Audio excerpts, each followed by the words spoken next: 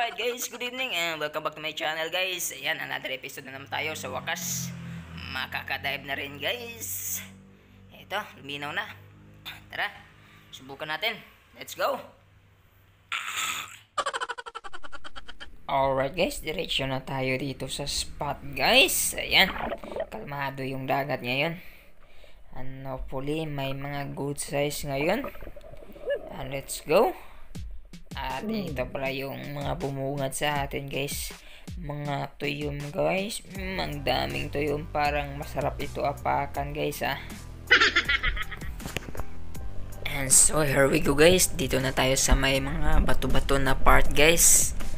At ito yung nakita natin dito guys, pagbaba ko, ito isang sea turtle guys. Shash! Walang masyadong isda guys, pang ilang sisid yun na to. At dito sa unahan naman guys, another sea turtle naman. Diyos mio marimar, saan na kaya nagtatago ang mga isda ngayon guys?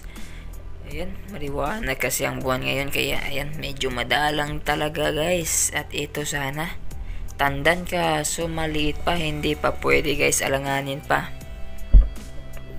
Ayan, ito balik ako sa medyo mababaw na part guys. Ito, nag-seashells hunting na lang ako guys, kasi mahigit isang oras na akong sumisisi doon sa unahan, kaso walang masyadong isda guys. Kaya I decided na pumunta na lang dito, mag-hunt na lang ng mga seashell guys.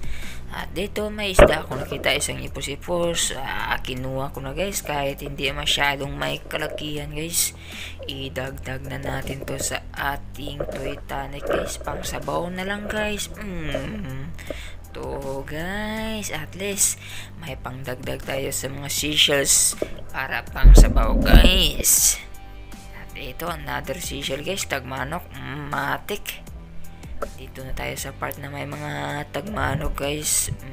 Another one, secure. Walang masyadong isda ngayon. At ito sana guys, may napakita sanang good size na needlefish, kaso ang ilap, ang likot talaga guys. Ito, nabigyan na sana ng pagkakataon na makahuli, kaso ayan, hindi ako nakatira guys. Ang likot, kahit inilawan ko ng color red and blue, at ito pa rin, hindi talaga ako nakapurma guys. Sobrang likot talaga. At ayun, nawala and I lost it. Hindi ko na nasundan guys. Ay nako, sayang naman. Ito na lang. Ito, isang goldfish. Dagdag natin sa ating Titanic guys. Ito, daginot na to guys. At dito isa unahan, isang snapper, dark spotted snapper, secure. Pangdagdag sa ating pangsabaw guys.